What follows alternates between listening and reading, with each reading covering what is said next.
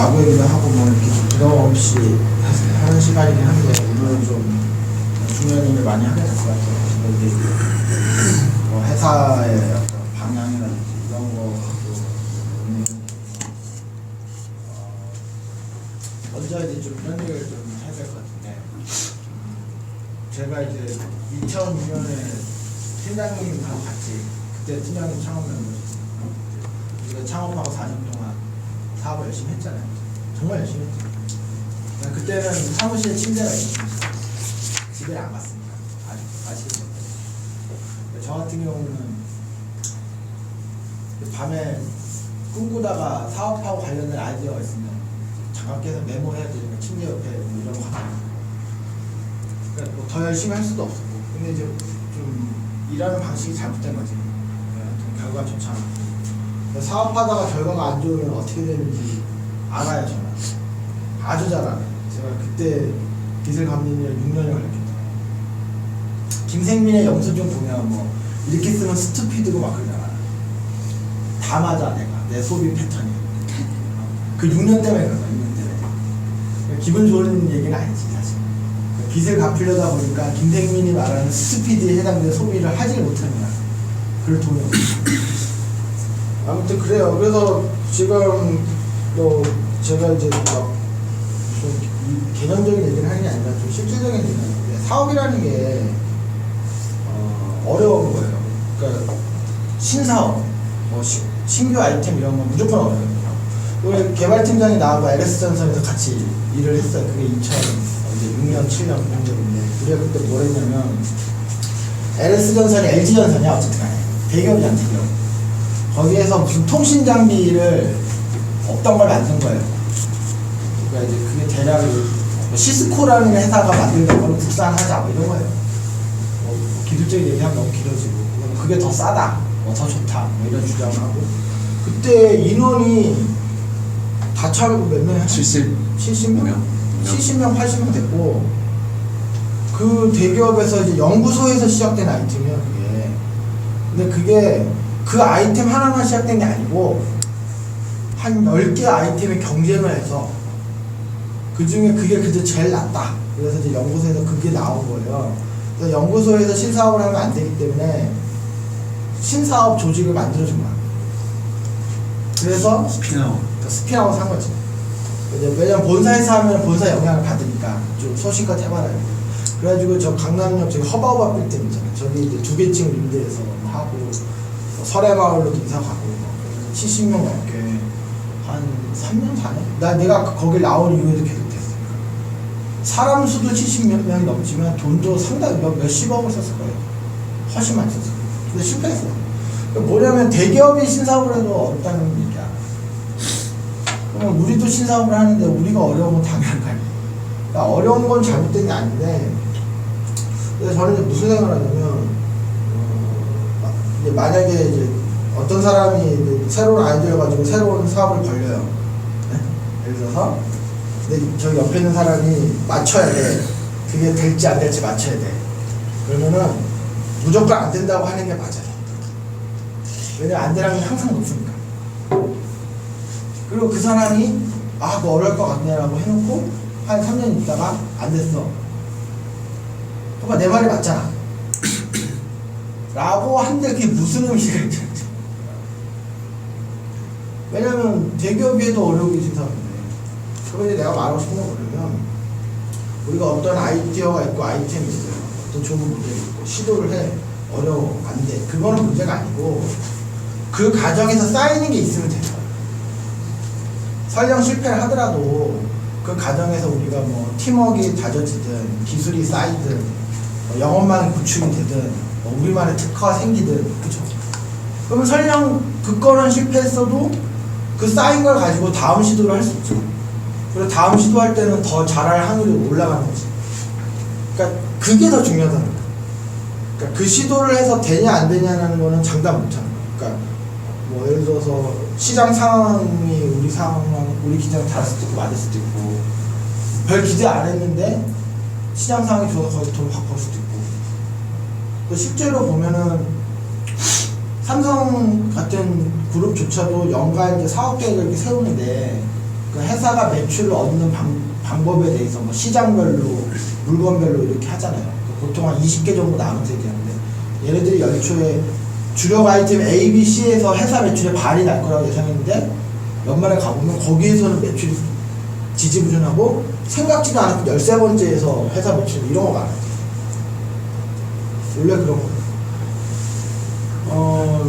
근데 지금 이제 우리가 제가 이제 이 회사를 만든 거 자체가 그 어쨌든 제가 교통 트래픽을 다루는 거를 회사에서 해봤기 때문에 그거를 응용해서 유동인구 데이터를 수집해서 뭐 이렇게 저렇게 하면은 좋지 않을까라는 생각으로 시작을 한 거예요. 근데 이제 재작년에는 우리가 유동인구 데이터를 가지고 오토 비즈니스를 하려고 했어요. 그렇죠. 뭐 이제 소비자하고 매장을 뭐 연계해주고 뭐 이런 식으로 지금 약간 어떻게 실업하고 비슷하지. 실업약 뭐 이런 거. 근데 그걸 해보니까 그때는 우리 정형구 연구원 있어서 알겠지만 돈이 너무 많이 들게 그러니까 만드는 건 어떻게 한다고 쳐도 와 그 마케팅 비용이 100억 단위 돈이 들어요. 연계가 힘들었어. 이게 안 되겠다. 그리고 좀 헤매고 있던 차에 알파고를 본거야. 알파고 작년에. 근데 알파고를 보면서 기분이 묘한 게 저 어디서 못 온 거야. 내가 대학원 때 했던 거야 저게. 내가 딥러닝 뭐 지금의 딥러닝으로 개명한 뉴럴 네트워크로 석사학위를 했기 때문에 그러면서 그게 맞는 통찰이 아닌 것도 알고 그게 한계도 알지만 가능성도 알고 그런 그래서 그걸 보고 오토 회사가 아니라 유동인구 데이터를 다루는 데이터 테크놀로지 회사, 유동인구 빅데이터를 다루는 회사로 바꿔서 좀 마케팅보다는 좀 기술에 올인하는 회사로 가자. 그래서 여기까지 온 거예요. 잘 왔어요. 잘 왔는데 유동인구 빅데이터가 제가 여러 시도를 해보니까 지금 시장의 상황이 냉정하게 아직은 유동인구 데이터, 상권 분석 데이터 이런 거는 딥러닝으로 결과를 내는 건 사람들이 받아들이지 못해. 이유가 없으니까. 그러니까 왜 저런지를 모르니까. 그래서 우리가 저번에 물론 우리한테 유리한 컨디션으로 실험한 거긴 하지만 그 정도의 성능이 나왔잖아요. 그러니까 어쨌든 내가 생각한 것보다 좋게 나왔는데 그 의미가 없는 거예요. 그리고 더 큰 문제가 뭐냐면 내가 어제도 이제 미국에 있는 김기성 박사랑 다를 것 때문에 막 몇 살 되는 거죠? 네, 좀 올릴까? 이거 올리는 거 있어. 그냥 괜찮아. 많이 쓰지 않아. 이런 거예요, 이런 거. 내가 봤더니 우리도 처음에 사업할 때 이제 놓쳤던 오류인데 물론 좋은 아이디어가 있죠. 세상의 모든 아이디어가 아예 없던 거가 딱 나타나는 게 없고 기존에 있던 거에서 뭔가 플러스 된 아이디어 이런 거죠. 다 그럴 거 아니에요, 한시적으로. 근데 기존에 있던 이놈의 사업성을 간과하는 거야, 많은 거. 그러니까 얘보다 뭐가 더 좋아. 사람들이 예를 들어서 이거에 막 열광을 하고 있어. 이거보다 뭐 10만큼이 좋아. 그러니까 예를 들어 이게 사람들이 좋아하는 정도가 100이야. 그럼 10 좋으니까 110이죠. 그러니까 그 사람들이 110의 효용이 있으니까 좋아할 것이다 이런 식으로. 근데 이제 많은 이제 아이디어에 꽂힌 사람들이 얘는 그냥 대충 생각 안 하고 이제 요것만 보는 거야. 하여튼 기존 거보다 좋은 게 이만큼 있으니까 쓰겠지 이런 식의. 무슨 얘기냐면 유동인구 빅데이터를 딥러닝으로 분석하는 게 우리는 뭐 어떻게 저렇게 얘기하지만 생판 모르는 사람들이 보면 어떻게 보냐면 상권 분석이네 이렇게 된다 결국은. 그렇죠. 그러니까 뭐 우리는 그게 아니고 하지만은 내가 사람들 주기차게 만나보면 그냥 상권 분석이네 이렇게 얘기해. 그래서 하도 그 얘기를 많이 해서 맞아요 상권 분석 이렇게 얘기하는데 기존 상권 분석 시스템, 기존 상권 분석 서비스에서 사람들이 느끼는 효용이 되게 낮아야지. 이걸 굳이 돈까지 조고하면서 쓰진 않아. 나이스 비즈맵에도 보면 프랜차이즈 쪽에 그런 카테고리가 있어요. 거기 유료인데 거의 안 써요. 나이스 지민데이터 주스테드가 되게 고민 많아. 지금 8년째 그거라고. 중소기업종 상권정보 시장 아예 대놓고 다 불러. 무슨 얘기냐면 기존 거도 지금 돈을 안 내고 있는데 우리께 뭐가 좀 좋아졌다 한데 여기 돈을 냈거든. 근데 거기가 너무 비싸서 그런 거 아닐까? 아니. 15만 원 이상. 아니 그 문제가 아니에요. 그러니까 그 히스토리를 말씀드리면 처음에는 뭐 월 10,000원 이런 모델이 있었는데 유료 사용자 자체가 아예 없으니까 그냥 하이엔드로 가버린 거예요. 그러니까 처음부터 그렇게 하고 싶은 게 아니고 나이스진이 얘기 들어보니까 처음에는 뭐 월 사용자한테 5,000원씩 받고 뭐 그런 사람들 10만 명 있으면 좋고 그런데 그게 도저히 될 기미가 없으니까 그냥 소수의 전문가들한테 돈을 그냥 많이 받아버리는 게 낫겠다 이렇게 된 거예요. 그래서 이런 상황이에요. 그러면은 뭐냐면 시장 상황이 아직은 사건 분석을 하는 데 있어서 데이터를 기반으로 판단하고 이러는 거가 아직 익숙하지 않아요. 그런 사람들을 앉혀놓고 딥러닝을 얘기하니 이게 너무 힘든 거예요. 그래서 우리가 이제 많은 사람들이 오해하는 게 저는 명백히 아닌 거를 고집하지 않아요. 그런 걱정을 안 하죠. 사업적으로 명백히 아닌 걸 고집하면 어떤 꼴을 겪는지 내가 알기 때문에 그 뒷감당을 6년 동안 또 해야 되기 때문에 그때 내가 총각 때니까 감당이 됐지만 지금 애도 둘이나 있기 때문에 안 된다고. 그러니까 명백히 아닌 거가 자명하면은 여기 있는 사람들이 인정하는 게 내가 먼저 인정해. 그런데 지금 보면 우리 이제 인정할 거를 하나하나씩 얘기할게요. 뭐 지금 이제 뭐라는 얘기를 하고 싶은 게 아니라 뭐 인정을 해야 시작을 할 거예요. 우리가 이제 어저께 그 심화 R&D 과제 떨어졌어요. 그렇죠? 나는 그렇게 기분 나쁘진 않아. 왜냐면은 유동인구 빅데이터 관련해서 우리가 R&D를 4개나 땄어. 그 총액이 3억 3천만 원이에요. 그러니까 사실은 시장에서의 반응에 비해서는 많이 딴 거야. 그리고 유동인구 빅데이터를 R&D 하는 걸로 과제를 더 딸 여지가 방법은 없어. 내가 보면 하도 쥐어짜가지고 그쵸? 조금씩 완전 많은 수건 쥐어짜듯 짜가지고 그래서 나는 그래도 정부 그 3억 3천은 여러분들이 평소에 낸 세금이에요. 소득세 묻어있는 거 그런 거. 그러니까 국가가 국민들이 우리한테 그 정도의 기회를 줬으면 그 감사하게 생각해야지. 그래서 이제 그거의 결론은 뭐냐면 유동인구 빅데이터 쪽으로 우리가 R&D를 더 따기가 어렵게 됐어. 그게 하나고 둘째는 오케이. 그래서 우리가 유동인구 데이터 오토 사업을 하려다가 이제 데이터 테크놀로지에서 넘어갔는데 그래서 이제 요목조목을 만든 거죠. 어쨌든 요목조목은 작업한 결과가 뒷가는 신규 매장에서 나오고 이렇게 나왔습니다. 그걸 가지고 또 제가 시도를 많이 해봤어요. 그러니까 일일이 다 말씀 안 드렸지만 투자자들 많이 만나고 사람들 많이 만날 건데 마찬가지로 우리 요목조목 솔루션이 고객을 직접 만나기 힘들어요. 그러니까 마케팅 비용이 많이 드는 문제가 하나 있고 신뢰를 죽여요. 그러니까 니네가 무슨 장난을 치는지 어떻게 알고 내가 그걸 믿고 장사를 하냐면 어떻게 할지 몰라. 이런 문제. 그렇죠? 그래서 어쩔 수 없이 오케이 그러면 기존 플랫폼에 우리가 들어가자. 거기까지 뭐예요? 거기까지 왔고 그래서 솔트룩스를 어떻게 찾았어요? 솔트룩스를 작년 제가 11월에 만난 거예요. 지금 그 협업의 수준이 그렇게 긴밀하진 않지만 여기까지 오는데 1년이 걸린 거야.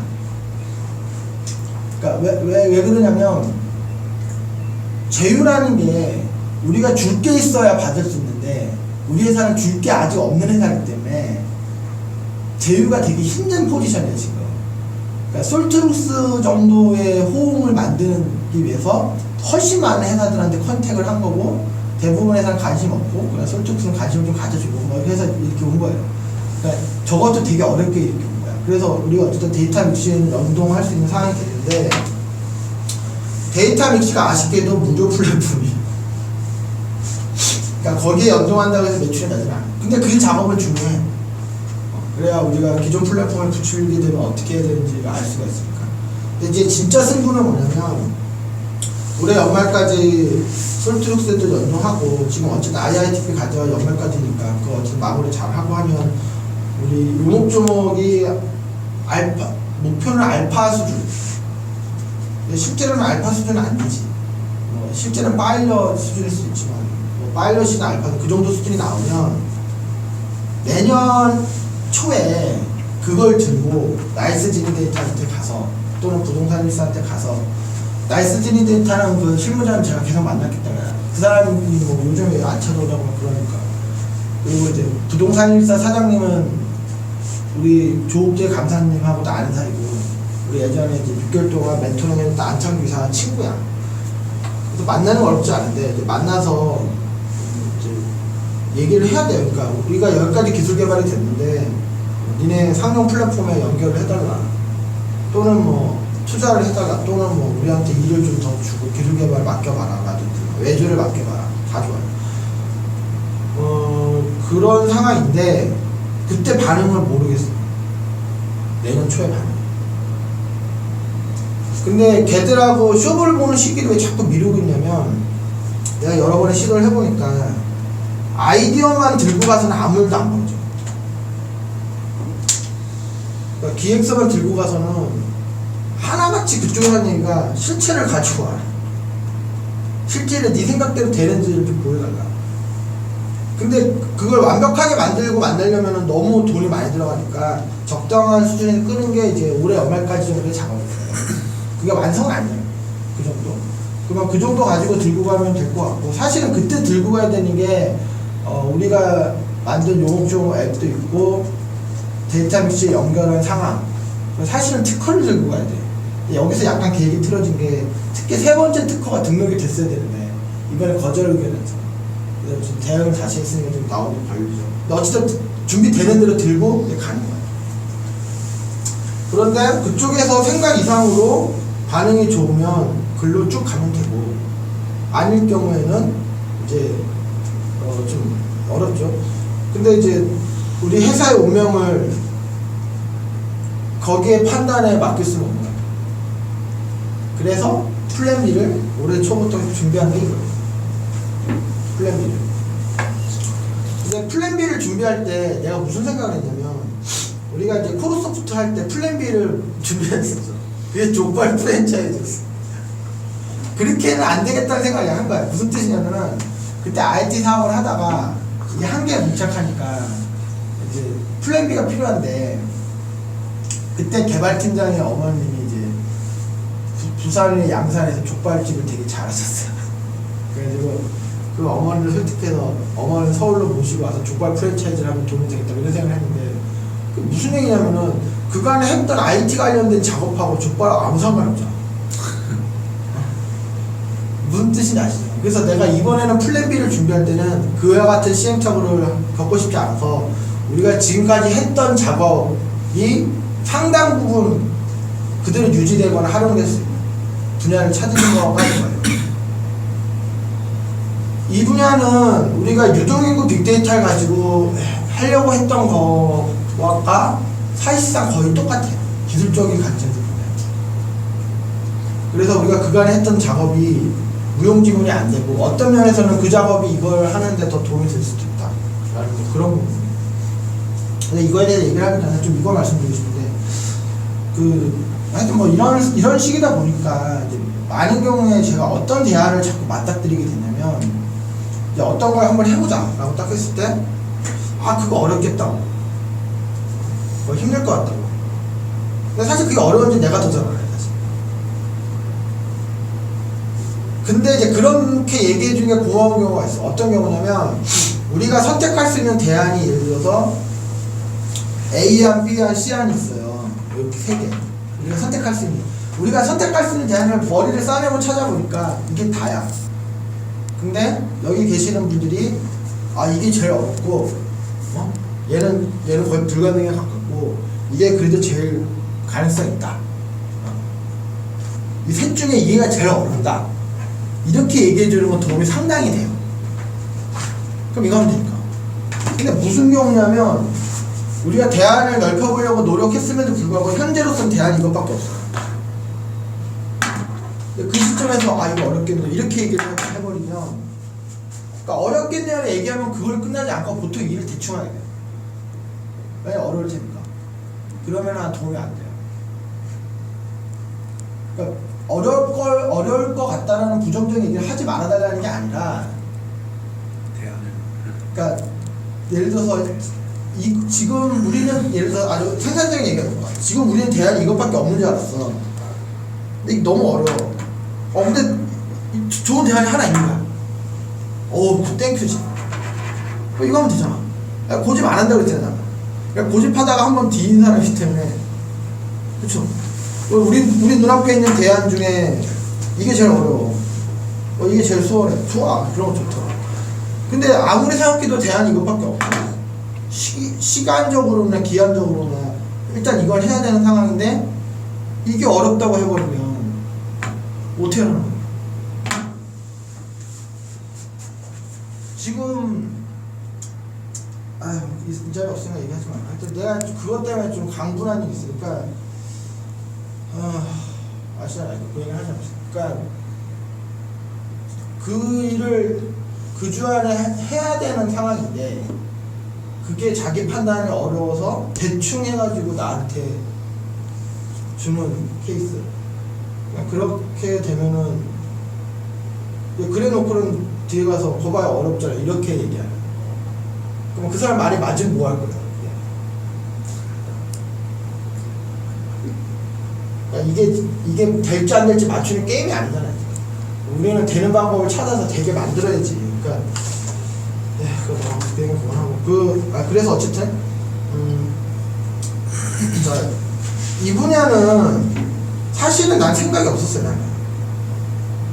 근데 어떤 일이 있었냐면 작년 연말 서울대학교 ROTC 동문회에 갔어요. 그냥 제가 그게 1년 전이야. 작년 12월이니까 아무 생각 없이 갔어. 약간의 기대는 했지 뭐 영어도. 근데 우리 테이블에 이제 내가 ROTC 38기인데 37기 선배가 둘이 있는 거예요. 선배님 반갑습니다. 그 한 명이 지금 외대 교수라고 있는 박상희 교수고 한 명이 을지대 어제 내가 만나고 교수하고 있는 한승진 교수야. 난 이 사람들이 교수를 하고 있는지 몰랐지. 체육교육학과 나온 것까지는 알지만 뭐 오랜만에 봤기 때문에. 그래서 만나가지고 너 뭐 하냐 그래서 뭐 벤처 창업도 했는데 뭐 유통이고 빅데이터가 어떻고 막 이런 얘기를 막 장황히 한 거야 내가 하는 말에 관심이 없더라. 그더니 뭐 밥이랑 먹고 앉아있는데 빅데이터에 관심 있는 거야 이 사람이. 그래서 뭐 자기가 스포츠 쪽에 애들을 교육시키고 하는데 요즘에 빅데이터가 중요한 것 같고 잘 모르지만 그걸 몰라가지고 애들 사회 나가서 곤란할 뭐 그런 거 막 그런 얘기를 하더라고요. 막 그런 얘기만 막 하다가 헤어졌어. 아무 생각 없이 헤어지고 특히 이제 한승진 교수가 GL크를 소개해 준 거예요. 거기 그 세 명이 또 자기들 까고이잖아. 그래서 어쨌든 우리 상반에 그 일도 한 거고. 그냥 그러고 저러고 가다가 그 교수들이 자꾸 이런 쪽에 물어보고 이런 거 좀 해줄 수 있냐, 뭐 이런 거 와서 강의 좀 해줄 수 있냐, 계속 이런 문의를 하는 거예요. 그래서 내가 올해 상반기만 해도 나 지금 해야 되는 것도 바쁜데 뭐 자꾸 뭐 이런 거 물어보고 하다가 그런 일이 반복되다 보니까 그러던 중에 이제 KBS 스포츠예술대학원에 이현주 선배님도 같이 만나고 그분은 그 위에 선배예요. 또 최근에 수천양대에서 사회체육 교수하고 계시는 김미양 선배님 여자분인데 그분이 더 선배더라고요. 그래서 이제 이렇게 쭉 만나다 보니까 이 분야에서 이 빅데이터에 대한 수요가 있는 걸 알아냈어요. 그리고 생각보다 이걸 하는 데가 없어. 생각보다 하는 데가 없어. 그러니까 쌍용정보통신이 스포츠 IT는 제일 크게 해요. 근데 IT라는 거 IT. 지금 우리가 말하는 DT를 하는 데가 아직은 없는 거예요. 그러니까 좀 아이러니하죠. 교수들은 이게 필요하다고 하고, 그러니까 교수들은 자기 개인의 생각이 아니고 하루 종일 하는 게 1년 내내 하는 게 그런 거예요. 그러니까 그 사람들이 평창 올림픽 때문에 회의 갔다 오고, 뭐 그런 스포츠 관련된 정책에 어떤 의견을 이런 사람들이기 때문에 그 사람들이 빅데이터가 중요하다고 하면 진짜 중요한 거예요. 좀 이따. 근데 왜 우리나라는 이게 없고? 그런데 제가 또 알아보니까 미국이나 유럽은 이게 또 큰 시장이야. 많은 기업들이 있고. 그러면은 되게 뭔가 기회가 있겠다는 생각을 하고 공부를 한 겁니다. 제가 이거 권했잖아요. 제가 이제 그 발표동에서 다 못 보셔서 대략 보셨을 때 그냥 이거 아실 테니까 넘어가면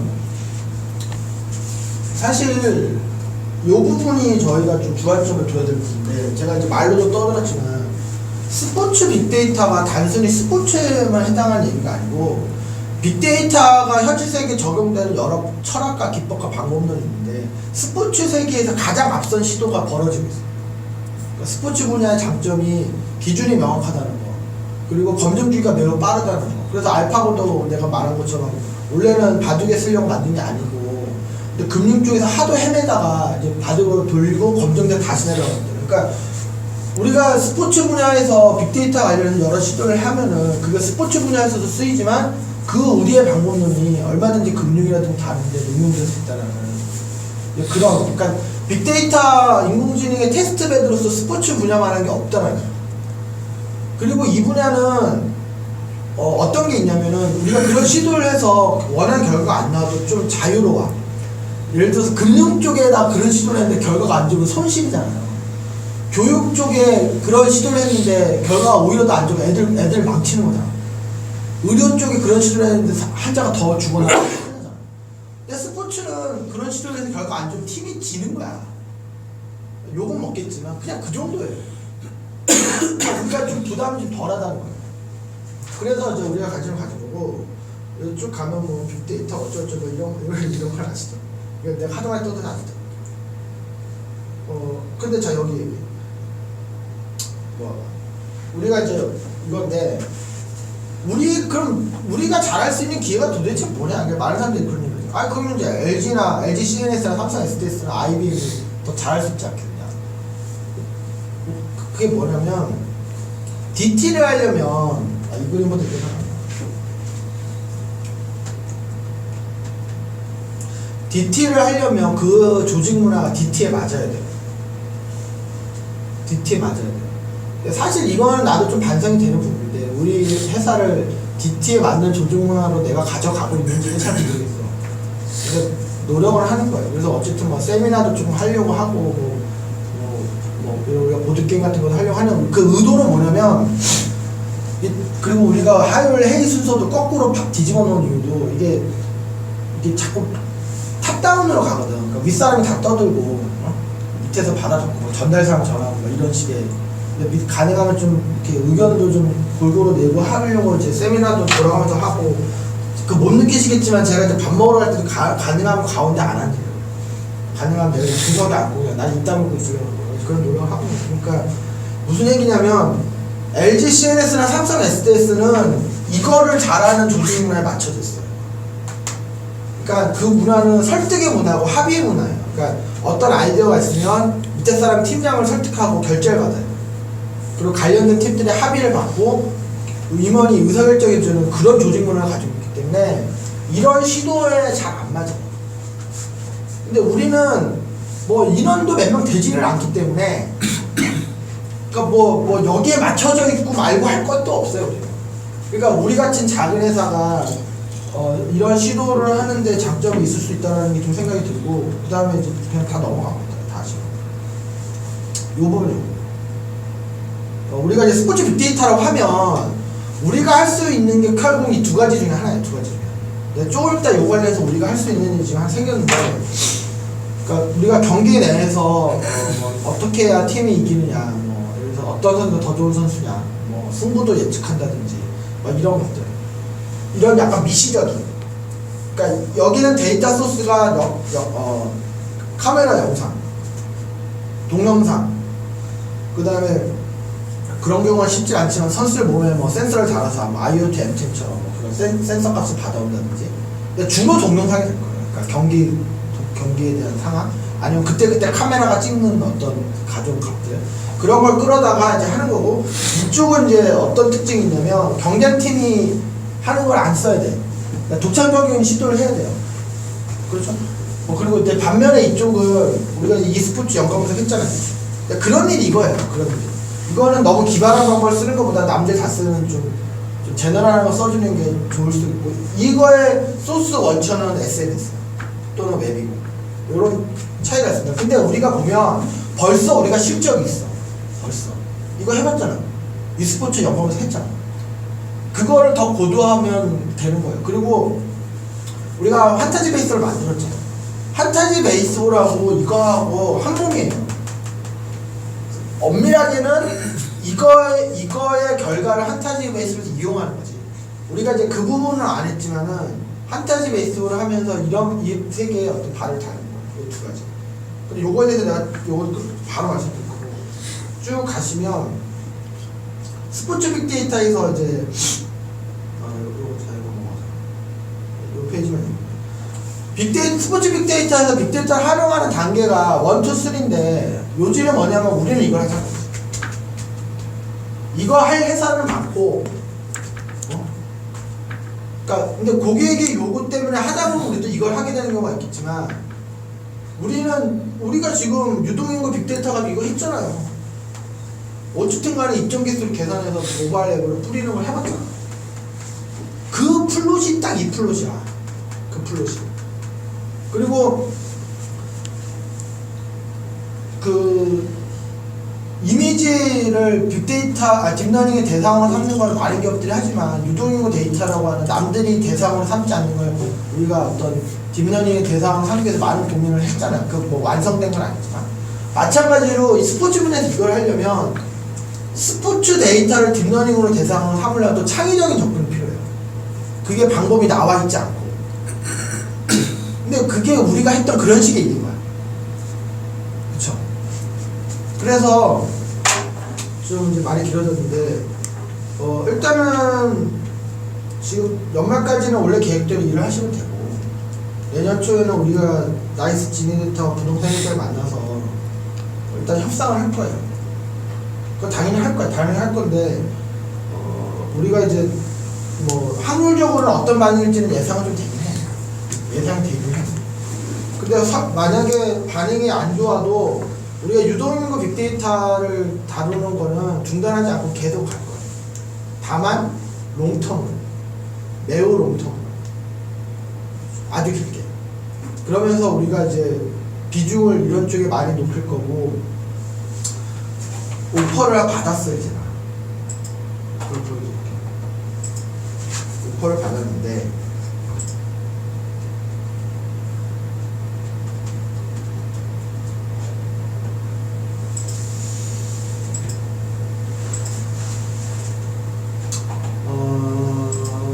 그 사실 사업이라는 게 뭐 거창한 게 아니고 내가 보기에는 이제 전쟁하고 비슷한데 그러니까 저 정도는 이제 뭐 소대장 정도 되는 거잖아요. 근데 이런 거 같으니까 이제 우리가 진지를 구축을 했어요. 근데 막 중공군이 밀려와요. 중공군이 아주 오길 반나절잖아요. 그러면은 뭐 우리 질 것 같은데요 이렇게 얘기하는 사람 있어요. 그렇게 생각하지 말고 일단 살 수 있다고 생각하고 해보자고 최선을 다해서 하는데 거의 이제 자명해지고 있으면 빨리 철수해야 돼요. 그러니까 지금 약간 그런 거예요. 그러니까 할 때는 된다고 믿고 최선을 다하고 결과가 자명해져 올 때는 그때는 빨리 인정하고 플랜 B를 가동해서 몰살당하면 안 되니까. 근데 보통의 경우 거꾸로 해요. 무슨 얘기죠? 할 때는 준비하고 싸울 때는 안 될 것 같다고 얘기하면서 그냥 뭐 그렇게 하고 인정해야 될 때 또 인정을 안 해. 근데 이게 예전에 제 모습이에요. 자, 송석이 내가 이 개인 카톡으로 공개했지만 이 친구한테 양해를 구했으니까 이 친구가 테일즈 크래프트 사장이에요. 테일즈 크래프트가 안 보여. 아씨 이게 임금 참기랑 P 누르시면 보이죠?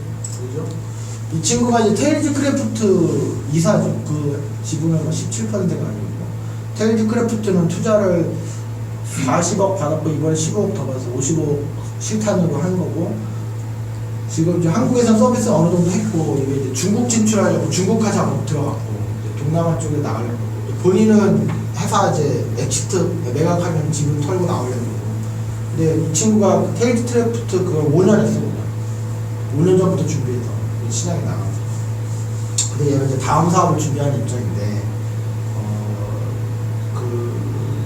저하고 여기 이제 키웍스라는 회사가 있대요. 키웍스 여기 사장하고 고등학교 동문이야.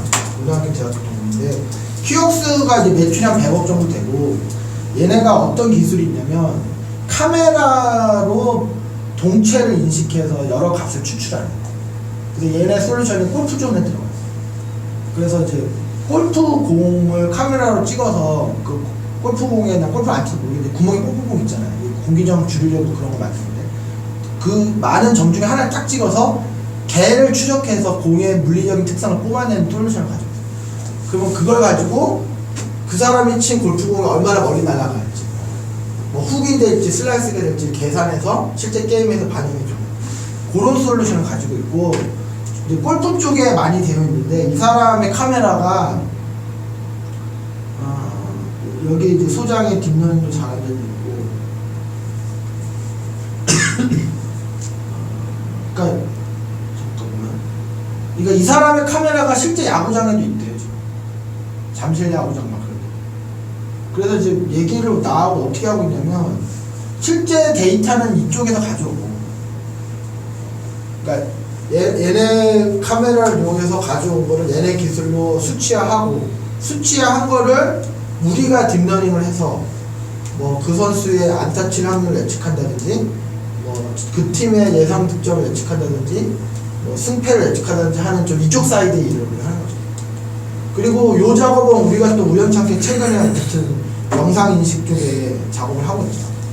그러니까 물론 우리가 그 작업을 한다고 해서 이 회사의 영상 분석 기술도 우리가 앞서지는 않지만은, 그러니까 우리가 그래도 그런 작업을 좀 하니까 얘들이 뭐 하자는 건지 알아들을 수 있잖아요. 그러니까 그 아까 이제 보시면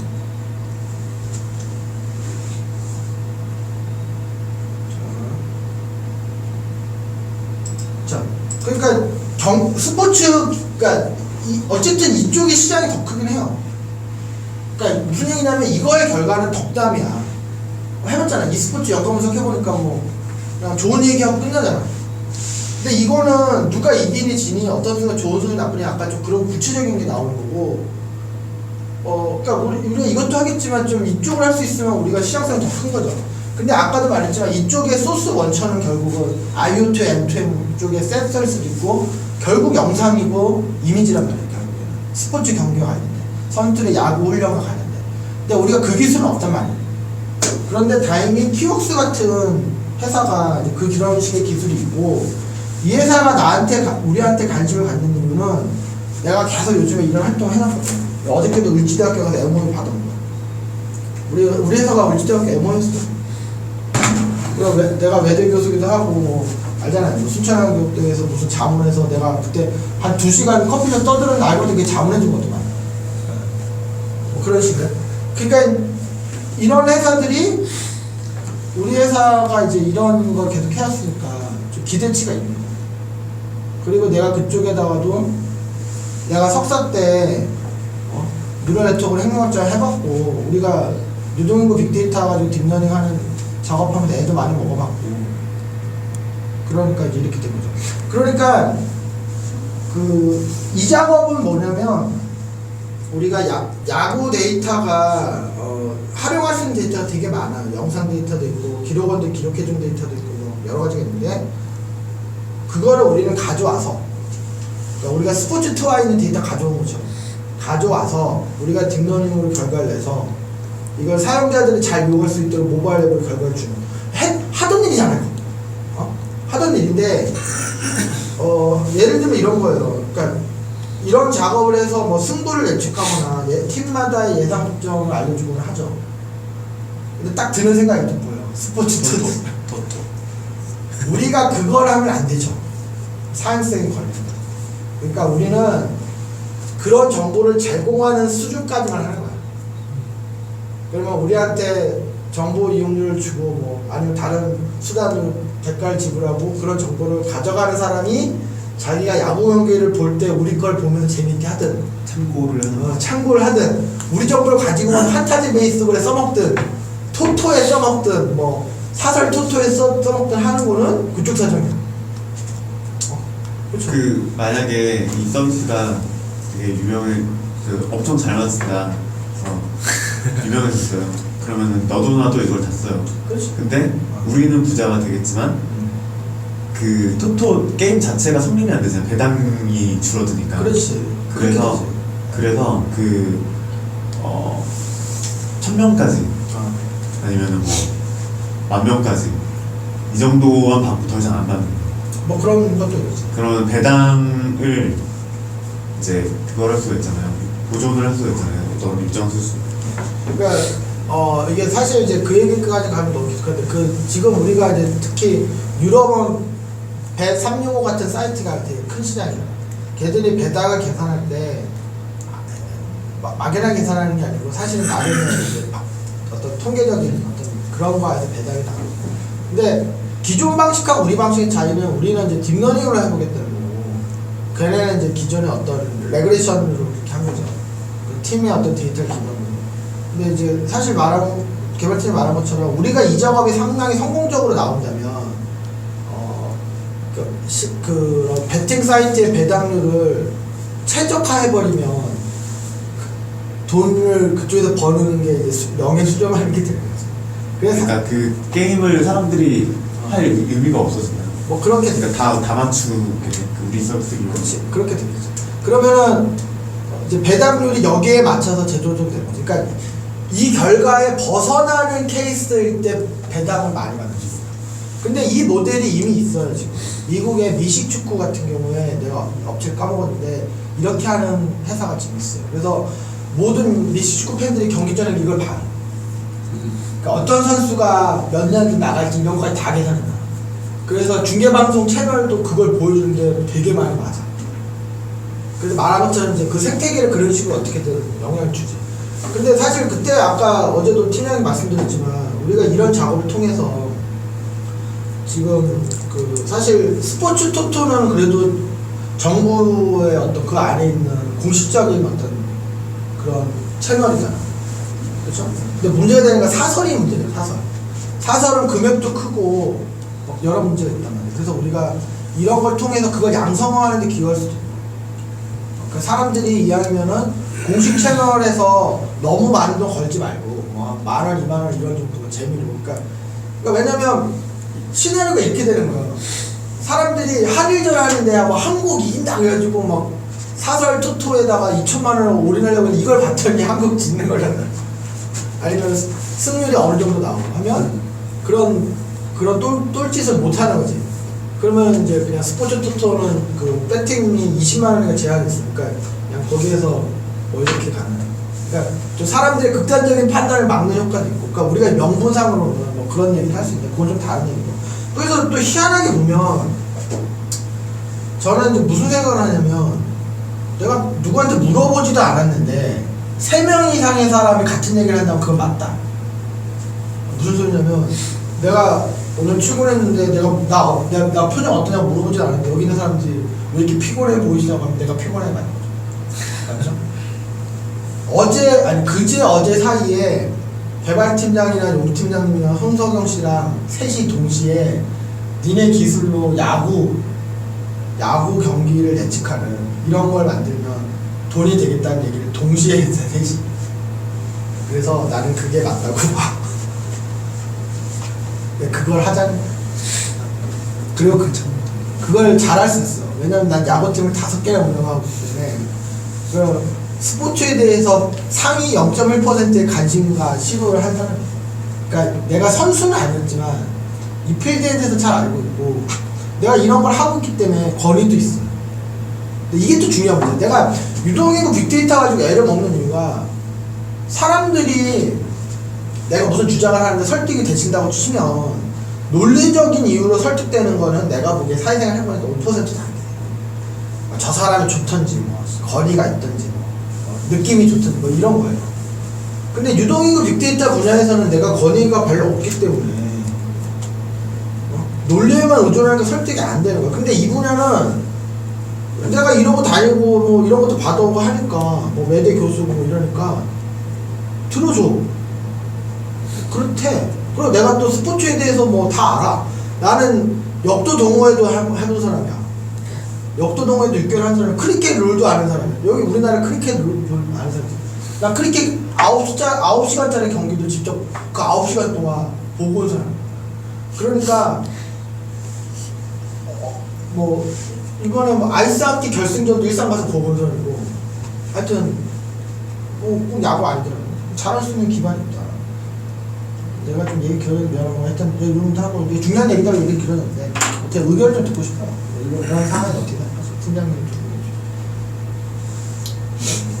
어쨌든 뭐 계속 생각해왔던 일이고 내년 사업을 위해서 내년 사업뿐만 아니라 우리의 정체성을 유지하면서 계속 지속 가능한 영역이 무엇일까 라는 걸 생각했었고 우리가 잘하는 게 무엇일까 또 지금 듣고 보니까 우리 대표님께서도 그 야구에 대해서 해박한 지식을 갖고 있기 때문에 우리가 이 분야를 건드리는 게 맞다고 봅니다. 제가 보통 이런 거 잘 안 하는데 우리 좀 그 쌍팔년도 회사 회식 때 돌아오면서 얘기하는 거 시키잖아요. 나 그런 거 하기 싫은데 이거 좀 중요하니까 좀 순서를 바꿔서 뭐 좋든 싫든 의견을 좀 우리 좀 이따 밥 먹어서 얘기하자. 각자의 의견을 나는 좀 듣고 싶어. 이런 시츄에이션에 대해서 또 처음에 이제 제가 제일 늦게 들어갔을 때 이제 가장 처음에는 상권 분석이라고 아까 뭐 그냥 퉁쳐서 얘기했지만 그걸 들었을 때는 뭔가 좀 막연하고 구체적으로 이게 될까라는 생각도 들고 했었는데 지금 대표님이 설명하신 이 스포츠 쪽은 확실히 그런 느낌보다는 더 확실히 되겠다는 느낌이 들거든요. 네, 그래서 저도 굉장히 긍정적으로 합니다. 저도 이게 일단 유동인구보다는 확실히 범위가 좁잖아요. 데이터 거기 되게 쉬울 것 같아요. 데이터도 그 스포츠 투하기도 데이터 가져가고 있고 거기에도 이제 여러 가지 데이터가 선수들 기록이 많이 쌓여 있을 거잖아요. 그거를 빅데이터화해서 승률만 뽑아낼 수 있어도 승률만 그렇게 종목을 딱 한정지어서 승률만 뽑아낼 수 있어도 상당히 괜찮은 것 같아요. 그리고 그거 로또 아시죠? 로또 완전 랜덤이잖아요. 근데 그것도 앱에서 돈 주고 막 예측기로 뽑아내는 앱도 있어요. 실제로 지금 완전 랜덤인데 그 돈 주고 결과를 보는 사람도 있단 말이죠. 근데 근데 또 그 번호를 사람들이 많이 추천하잖아요. 그 번호 찍어서. 근데 많은 사람이 뽑으니까 수익도 꽤 높은 거예요. 그게. 그래서 사람들이 더 많이 몰리고 돈 더 많이 벌고.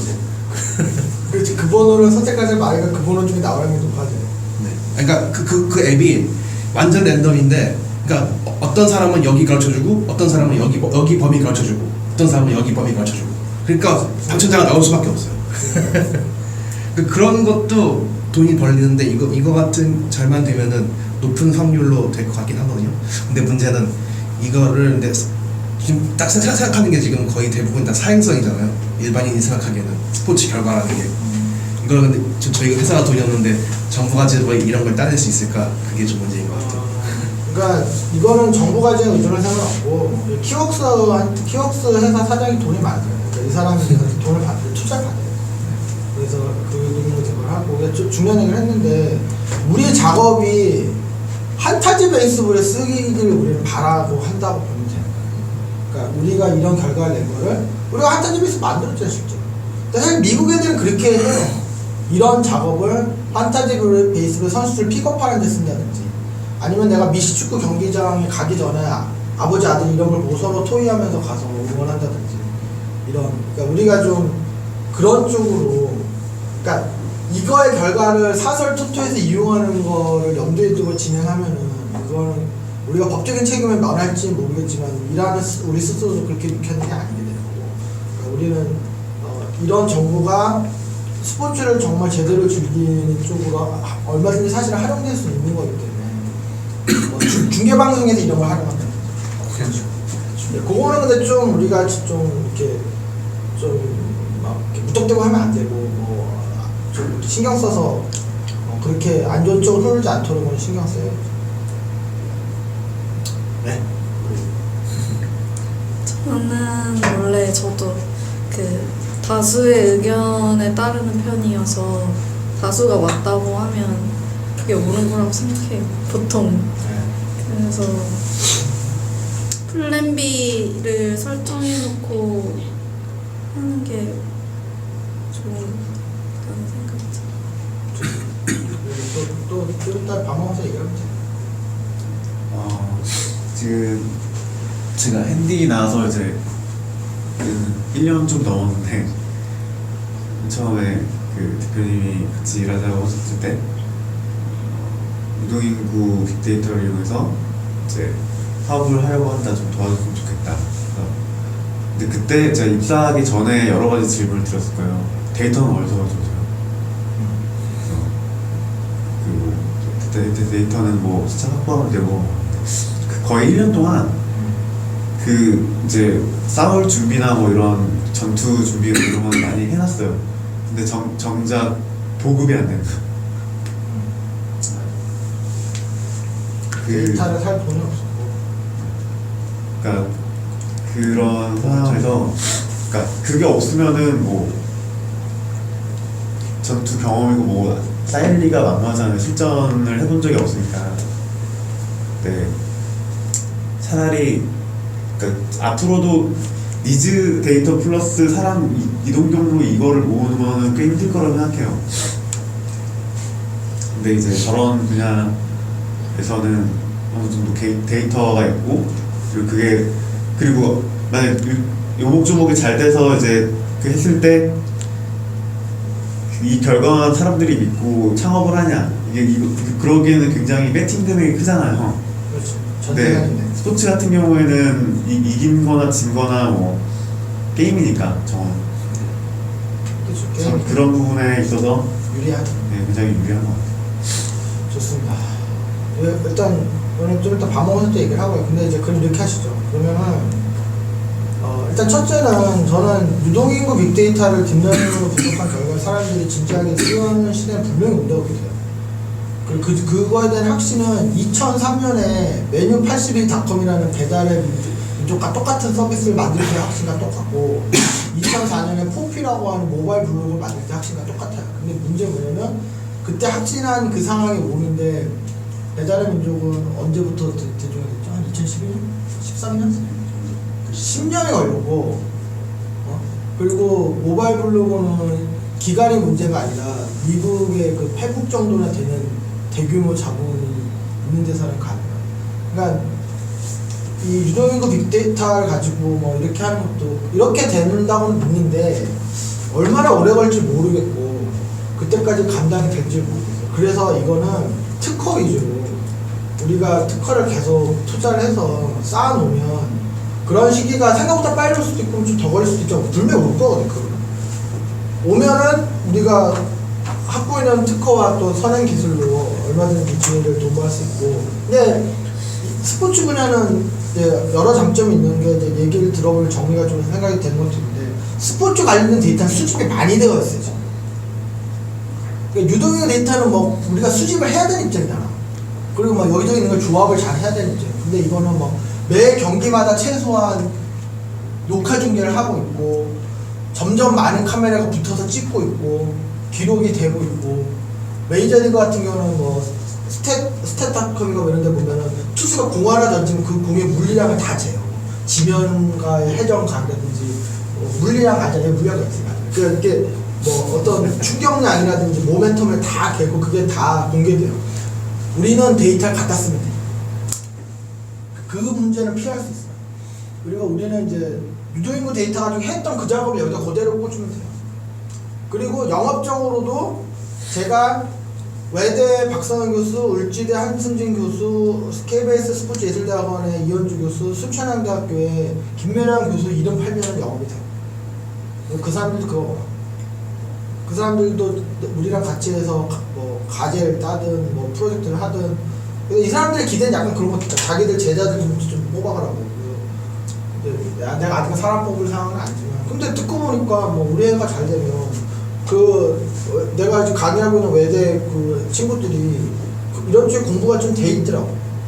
그래서 우리가 아직은 여건이 아니지만 뭐 이왕이면 그런 데서 학생들도 뽑고, 다다음 주 수요일 날 6시부터 8시에 을지대 학생들이 와요. 내가 어제 강의를 해보니까 한 17명 정도인데 관심이 많더라고요. 그 학생들한테 우리가 이제 이런 것도 알려주고, 그러면 당장은 아니겠지만 뭐 우리가 외대든 을지대든 이런 학생들 뽑을 수도 있고, 걔들은 어쨌든 대학 다니면서 이런 쪽 공부를 하게 되는 그런 식으로 우리 회사가 좀 인력 수급도 그렇고 영업도 그렇고 뭐 여러 가지 면에서, 그러니까 다른 회사가 갖기 어려운 이 시츄에이션은 뭐 어떻게 잘 맞아요. 그러면은 이렇게 합시다. 오늘 이 시간으로 우리 회사는 스포츠 빅데이터를 하는 회사예요.